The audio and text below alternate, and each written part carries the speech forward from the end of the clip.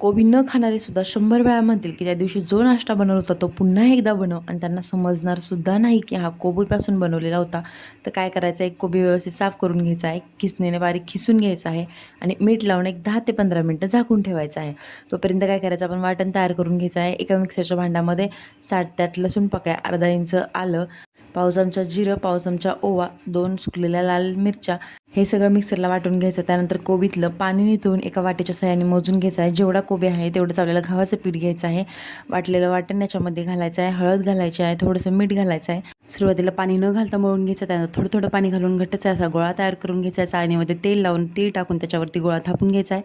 मस्तपैकी 10 ते 15 मिनटं वाफ काढून घ्यायच्या. या पद्धतीने काप करायचे आहेत आणि तव्यावरती फक्त एक पळी तेलामध्ये हे काप आपल्याला फ्राय करायचे आहेत. मस्तपैकी क्रिस्पी असा हा आपला कोबीचा नाश्ता तयार आहे. चला तर मग रेसिपी आवडली तर पटापट चॅनलला सबस्क्राईब करा, अजिबात कंजूसी न करता.